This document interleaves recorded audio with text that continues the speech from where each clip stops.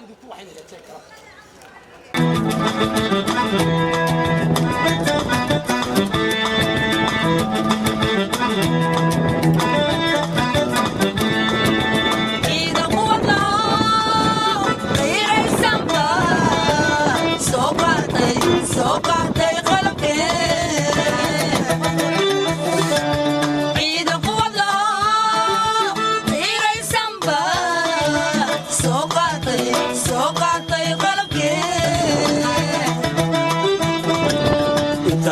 قشين غدا انتاد جبتين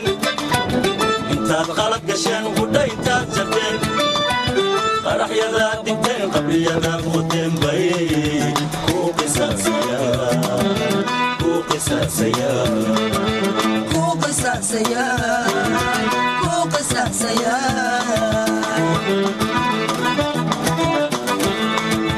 انتاد غلط قشين غدا انتاد جبتين انتاد غلط قشين غدا انتاد جبتين فرح يدا دكتين قبل يدا غدين بي كو قصاصيا كو قصاصيا كو قصاصيا كو قصاصيا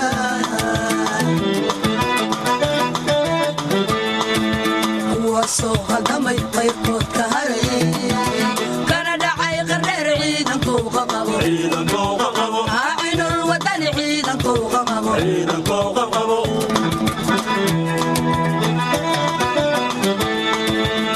وصوغ دمي قيقود كهري كان دعي غرير عيدا كوغا قبو عيدا كوغا قبو عين الوطن عيدا كوغا قبو عيدا كوغا قبو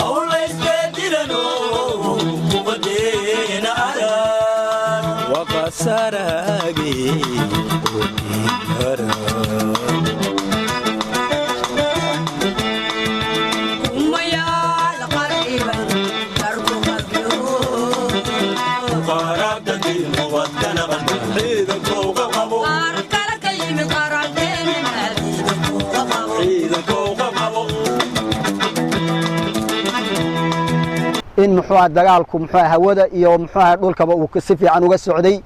duqeyntaasi way jirtaa runtii waxa weeyaan muxuu nimankana si wada jira in muxuu la isaga qabto waajib weeyaan marka dagaalkaas iyo duqeyntaasi waxa weeyaan khasaaro badan buu geystay xagga duqeynta hataan soo laabto waxa way duqeyn xoogan baa dhacday waxay ka dhacday laba meelood meesha la yiraahdo Bambila oo ay ku leeyihiin muxuu talis weyn oo saldhig baa halka ku yaalo cadawgu leeyahay gantaal weyn baa ku dhacay khasaaraha muxuu halka ka dhacayna aad buu u ballaaran yahay gaadiid inuu gubtay baanu ka warhaynaa niman fara badan oo talis meesha ku lahaana muxuu way baabeen gabi ahaan waxa kale oo duqeyntu ay ka dhacday meesha la yiraahdo muxuu Bangeeni qaybta muxuu wabiga gediska ka halkaana gantaal weyn baa ku dhacay asagana muxuu khasaaro weyn buu geystay waayahay meesha lagu dagaalamayo dad shacab baa joogay khasaaraha shacabka soo gaaray balka waran runtii waxa weeyaan ciidamada Soomaaliya guud ahaan waxay muxuu aad uga taxadarayaan ummadda Soomaaliyeed ee shacabka meelaha aanu muxuu duqeynayna waa meelo xog rasmi ah laga hayo waa meelo muxuu ummadda Soomaaliyeed aad iyo aad loogu ilaalinayo in muxuu khasaaro uu soo gaadho waxaan isleenahay meeshaasi meel gebi ahaanba cadowgan baa ku sugnaa laakiin wax shacab ah oo joogay ma jirin waayahay inta badan jamaama waa la weeraraa haddana ciidamada waxaa la arkaa iyagoo dib u soo laabanaya marka tani maxay kaga duwan tahay howlgalladii hore waxaan isleenahay madaxda dalka waxa weeyaan awaamiirta iyo waajibaadka ay bixinayaan ciidamadu gudanayaan waxay kaga duwan tahay muxuu ahay dagaalada qorshaysan ee muxuu ahay ummadda Soomaaliyeed guud ahaan isu diyaarinaysay kaga duwan tahay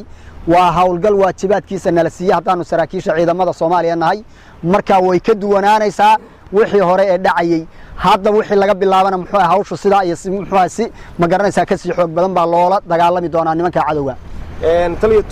wajahooda ka muuqatay maxay inoo sheegi kartaa runtii waa su'aal muhiim ah aadan su'aashaasi waxaa iiga muuqday runtii magaalada Bangeeni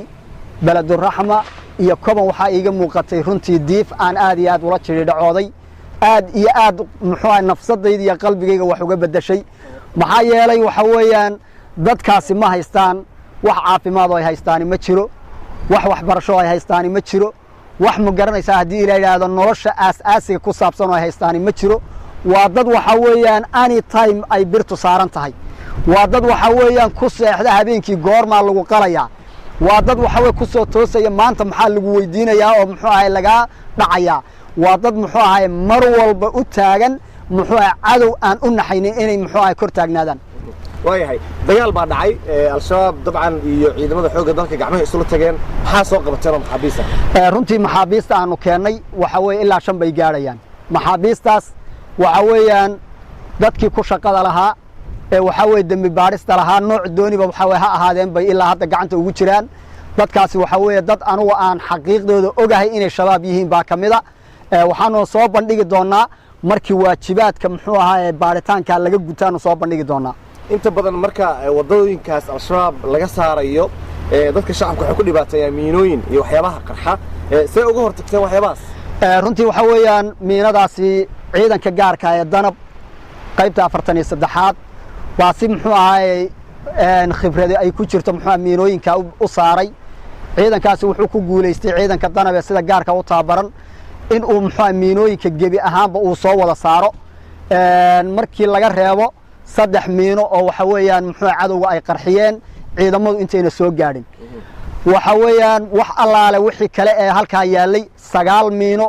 oo waxa weey ummadda Soomaaliyeed la rabay in lagu dhibaateeyo ciidanka gaarkii uu soo bixiyay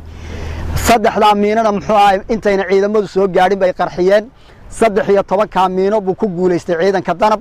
in uu muxuu ahay fashiliyo waxna uu soo saaro waxaan isleenahay ciidanka danab runtii waxa weeyaan waxbarashadii muddada 4 sano ee la siinayay ee waxa weeyaan khibradda ahaa way ku guuleysteen ummadda Soomaaliyeedna way ugu shaqaynayaan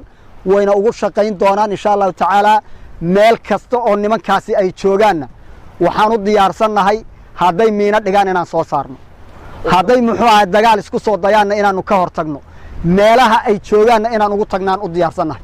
ugu dambeyntii maxaa baaqa oo aad u jeedin lahayd dadka Soomaaliyeed ee tuulooyinka la xoreeyay ee gasha waxaan isleenahay horta marka ugu horeysa guud ahaan ummadda Soomaaliyeed si wada jir ah in la isaga qabto nimanka waa baaq aan dirayno weeyaan midda labaad waxa weeyaan